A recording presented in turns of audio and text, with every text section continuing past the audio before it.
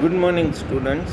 Today we will study the supplementary lesson, part 1, A Tale of Two Birds. First of all, I will read and then explain you in Hindi. There once lived a bird and her two newborn babies in a forest. They had a nest in a tall, shady tree, and there the mother bird took care of her little ones day and night. One day there was a big storm. There was thunder, lightning, and rain, and the wind blew down many trees. The tall tree in which the birds lived also came down. A big heavy branch hit the nest and killed the bird. Fortunately for the baby birds, the strong wind blew them away to the other side of the forest. One of them came down near a cave where a gang of robbers lived. The other landed outside a rishi ashram a little distance away. Days passed, and the baby birds became big birds. One day, the king of the country came to the forest to hunt. He saw a deer and rode after it. It ran deep into the forest, followed by the king. Soon, the king lost his way. I didn't know where he was. ठीक है बच्चों, इतना समझा देता हूँ. Chapter 1, a tale of two birds. अब ये जो कहानी है ये दो बर्ड्स की है. एक घना जंगल था जिसमें एक पक्षी था जिसने अपने दो बच्चों को जन्म दिया था और उसने अपना घोंसला एक बड़े से पेड़ में लगाया हुआ था. जो पक्षी थी, जो माँ थी, वो अपने दोनों बच्चों का बहुत अच्छी तरीके से ख्याल रखती. रात और दिन उनका खाना पीना, उनका ख्याल रखना. पर एक दिन ऐसा हुआ कि एक तूफ़ान आया. वो तूफ़ान काफ़ी भयंकर था. बिजली, बारिश, तेज़ हवाएं, और उसकी वजह से काफ़ी पेड़ जड़ से उखड़ गए. जो पक्षी था जिसने अपना घोंसला पेड़ में बनाया था, वो पेड़ भी जड़ से उखड़ गया और एक बड़ी सी डाली ऊपर से गिरी टूटकर, और उसने जो पक्षी थी, जो माँ थी, उसके ऊपर गिरी तो वो मर गए. अब किस्मत से दोनों बच्चे बच गए, लेकिन हवाओं ने उन दोनों को अलग अलग दिशाओं में ले गए. एक पक्षी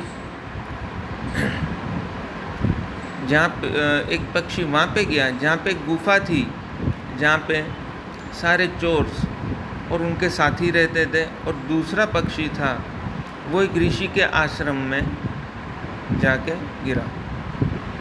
दिन गुजरते गए. जो बच्चे थे, जो बर्ड्स थे, जो पक्षी थे, वो बड़े हो गए.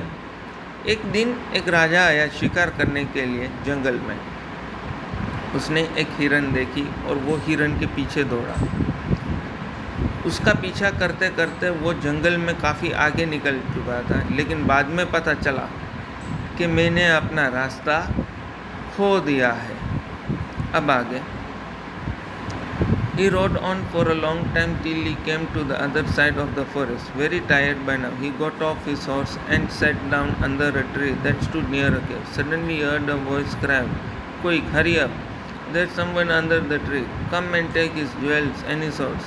Hurry, or else he will slip away." The king was amazed. He looked up and saw a big brown bird on the tree under which he was sitting.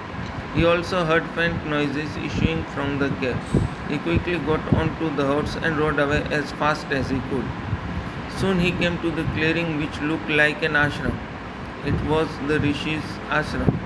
The king tied his horse to a tree and sat down in its shade. Suddenly he heard a gentle voice announce, "Welcome to the ashram, sir.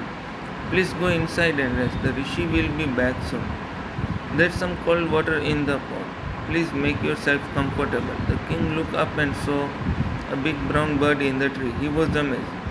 "This one looks like the other bird outside the cave," he said to himself aloud. इतना समझा देता हूँ. अब जब राजा को पता चला कि शिकार के पीछे मैं दौड़ता हुआ घोड़े से आया हूँ, तो मैंने तो अपना रास्ता खो दिया है. अब राजा वापस अपने रास्ता ढूंढने के लिए इधर उधर जंगल में भटकता था। काफ़ी लंबे समय तक वो अपना रास्ता ढूंढ रहा था। इतने में वो थक गया। उसने सोचा कि चलो यहाँ पे एक पेड़ है, उस पेड़ की छांव के नीचे मैं आराम कर लूँ और घोड़े को भी आराम दूँ। जैसे वो नीचे उतरा, अपने घोड़े को पेड़ से बांधा और पेड़ के नीचे बैठा, तो उसको एक आवाज़ सुनाई दी कि जल्दी आओ, जल्दी आओ, पेड़ के नीचे कोई बैठा है, उसके घोड़े, उसके गहने, उसके पैसे सब लूट लो, जल्दी आओ, नहीं तो वो भाग जाएगा। राजा ने ऊपर देखा। जैसे उसने ऊपर देखा तो उसको एक पक्षी नज़र आया जो ब्राउन कलर का था और काफ़ी बड़ा था, और वो पेड़ के ऊपर बैठा था और उसको गुफा बाजू में थी, वहाँ से भी उसको कुछ आवाज़ें सुनाने लगी। वो समझ गया कि भाई यहाँ पे चोर डाकू लूटे रहे हैं। राजा उठा और अपना घोड़े के ऊपर बैठ के वो वहाँ से भाग निकला। थोड़ा आगे चल के उसने देखा तो एक आश्रम था, वो एक ऋषि का आश्रम था। उसने सोचा कि मैं इस पेड़ के नीचे बैठ के थोड़ा आराम कर लूँ। राजा अपने घोड़े से नीचे उतरा, अपने घोड़े को बांधा और वो उस पेड़ के नीचे बैठ गया। अचानक उसको एक प्यारी सी और सुई और एकदम सॉफ्ट और स्वीट आवाज़ सुनाई दी कि आपका स्वागत है आश्रम में, आप अंदर जाइए और आराम कीजिए, ऋषि थोड़ी देर में वापस आ जाएगा। अंदर ठंडा पानी है मटके में, आप जाओ ठंडा पानी पियो और आराम करो। जैसे राजा ने ऊपर देखा तो वही ब्राउन कलर की बर्ड पेड़ के ऊपर बैठी थी। वो चौंक गया कि ये तो वही बर्ड है जो मैंने वहाँ पे गुफा के पास उस पेड़ के ऊपर देखी थी।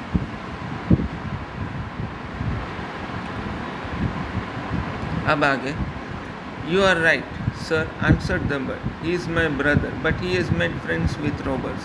He now talks as they do. He doesn't talk to me anymore. Just then the rishi entered the ashram.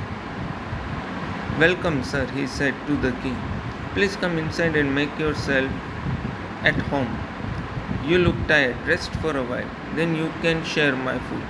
The king told the rishi the story of two birds and how each had behaved so differently, though they looked so alike. The forest is full of surprise, he said.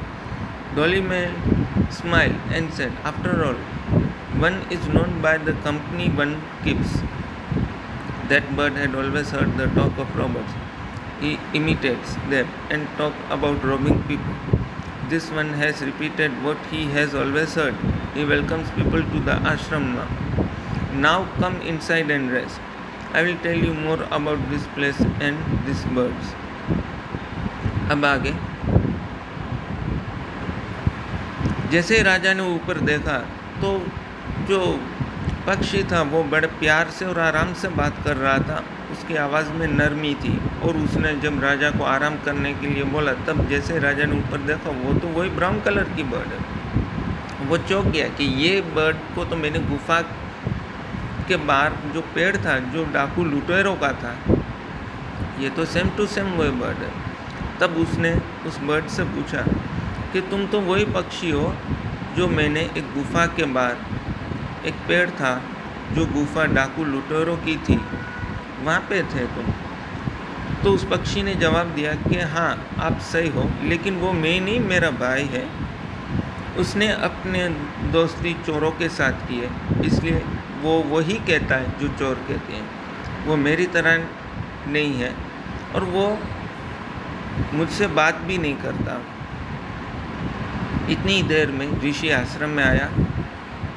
ऋषि ने राजा का स्वागत किया और कहा कि आप अंदर आइए और अपने आप को आराम दीजिए, आप काफ़ी थके हुए लग रहे हो, इसलिए थोड़ा आराम कीजिए, फिर हम दोनों साथ में मिलके खाना खाएंगे। राजा ने पूरी कहानी सुनाई ऋषि को और ऋषि ने कहा कि ये जो जंगल है ये इतना सरप्राइजिंग नहीं है जिस तरह राजा के लिए ये पूरा जंगल सरप्राइजिंग था। मतलब कि चौंकाने वाली बात थी कि जंगल में भी ऐसा होता है। आखिर में ऋषि ने कहा कि आदमी का स्वभाव वैसा ही होता है जैसे वो अपने दोस्त बनाता है। अगर आप लोग अच्छे दोस्त बनाओगे तो अच्छे स्वभाव सीखोगे, अच्छी चीज़ें सीखोगे, अच्छी बातें सीखोगे, और चोर डाकू लुटेरों के साथ रहोगे तो वो सब सीखोगे। अब जो वो बर्ड थी वो चोर डाकू लुटेरों के साथ थी, उसने वही बात सुनी, उसको वही सब आदमियों को आता था और उसने बर्ड्स को भी वही सिखाया, इसलिए उस बर्ड को वही आता है।